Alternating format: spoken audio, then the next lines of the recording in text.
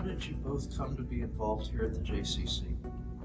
Well, my parents belonged here like back in the 90s. I went to suburban, so I was always aware it was here. Did not think that it really had anything to do with me because I wasn't Jewish. Neither are my parents, obviously, but they came here for the swim classes to help them get fit and do like water aerobics and things like that. So I was always aware you guys were here. My cousin actually works over in, I guess, the preschool learning area.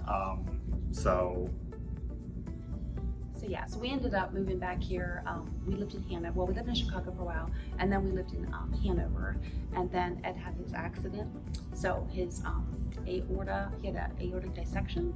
So anyway, he had lost 200 pounds and had become this ultra athlete. So he did all these ultra marathons, 100 miles, 200 miles, that type of thing. And they're as horrible as they sound. and so he was working out at the gym one day, and I get this cryptic text that just says, "Come gym." And I didn't know if that meant I'm coming home from the gym, whatever. Anyway, so I ended up going to the gym. There was an ambulance there. Basically his aorta tore, and he survived. He had like 4% survival, obviously survived, but in the process he lost his left kidney and his left leg.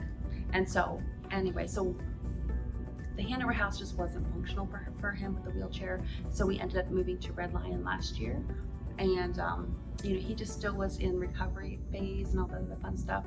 And I had heard about the JCC, and I was just like, you know what? We're going. I don't want to hear any more about it because he needs to lose weight to have a surgery for his leg. Also, even though the housing structure that we live in is super wheelchair accessible and it has its own gym, it's like a garage gym, which really suited me mentally. But her issue was that there's often just no one there. Right. So if I had happened to him, if I had another relapse or another situation were to happen, drop a bar on my head, whatever, no one would find me for hours. Yeah.